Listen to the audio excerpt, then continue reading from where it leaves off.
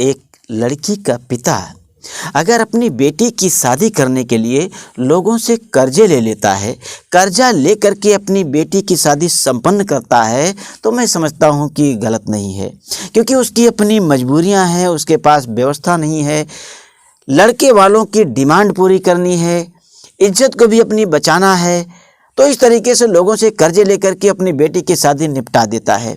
लेकिन यही काम अगर लड़का वाला करे, लड़के का पिता कर्जा ले ले, कर्जा लेकर के डीजे बजवा दे, कर्जा लेकर के 20,000 का गोला दगवा दे, कर्जा लेकर के 20 गाड़ियां इकट्ठी कर दे बारात में ले जाने के लिए, कर्जा लेकर के बड़ा हाई फाई वीडियो कैमरा चलवा दे, कर्जा लेकर के वो ऊपर वाला कैमरा चलवा दे, ड्रोन कैमरा।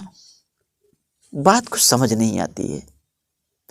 दिखावे के लिए जो काम कर रहा है, ये बात कुछ हजम नहीं हो रही है। अच्छा, एक बात गौर फरमाइएगा, ध्यान दीजिएगा।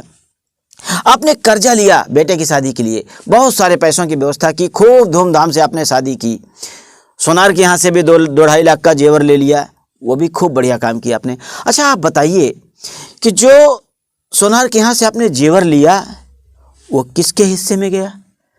बहू के हिस्से में चला गया। बारात गई, शादी हुई, शादी में जो टीवी मिला वो बहू के कमरे में, बेटे के कमरे में लगा। जो फ्रिज कूलर मिला, वॉशिंग मशीन मिला, उस पर बहू का वर्चस्व है, क्योंकि वो मायके से लेकर के आई है।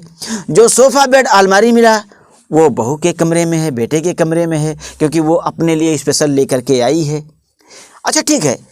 जो खिचड़ी खाते समय अंगूठी मिली, रिंग, गोल्डन रिंग, सोने की अंगूठी, वो किसके हिस्से में आया? बेटे के हिस्से में आया। जो सोने का चैन मिला वो किसके हिस्से में आया? बेटे के हिस्से में आया। जो मोटर बाइक मिली वो किसके हिस्से में आया? बेटे के हिस्से में आया। आपके हिस्से में क्या आया? जो आपने इतने सारे कर्जे लेकर के, आपने इतने सारे धूमधाम से शादियां की, तो आपके हिस्से में क्या आया? नहीं, आप निराश मत होना। ऐसा नहीं समझना कि आपके हिस्से में कुछ नहीं आया है। बहुत बड़ा जो माल है वो आप ही के हिस्से में आया है। जी हाँ, मोटरसाइकिल तो बेटा लेके गया, चैन तो बेटा लेके पहन के घूम रहा है, अंगूठी तो बेटा लेके घूम रहा है, एंजॉय तो बेटा कर रहा है। लेकिन आपके हिस्से में क्या आया? आपने जो 20 गाड़ियां बारात में ले गए थे ना, उसका जो पेमेंट करना है वो आपके हिस्से में आया। जो डीजे आपने बजवा दिया है 10-12 हजार का, उसका पेमेंट जो करना है वो आपके हिस्से में आया।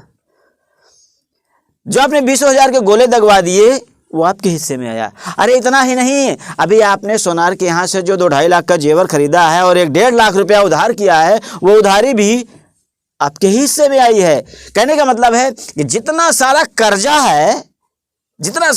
है वो सारा का सारा आपके हिस्से में आया, आपके हिस्से में आया। और फिर आप मत कहना कि मेरे हिस्से में तो कुछ भी नहीं आया।